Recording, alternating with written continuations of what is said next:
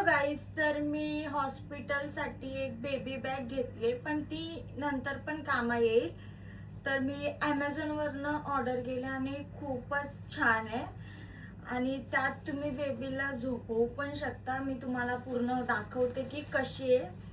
तर फर्स्ट इथे झिप आहे याला, आणि इथे आपण बॉटल्स वगैरे काही पण ठेवू शकतो. थांबा मी दाखवते. त्यानंतर हा छोटासा पाऊच दिलाय.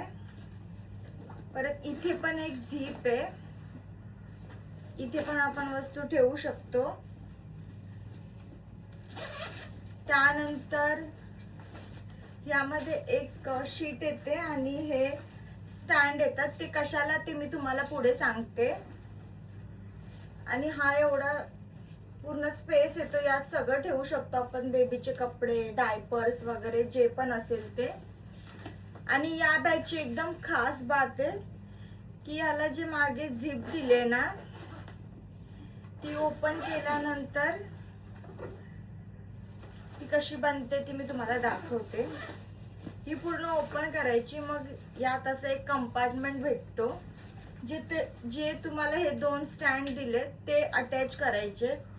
त्याची इथे अटॅचमेंटची जागा आहे. तशी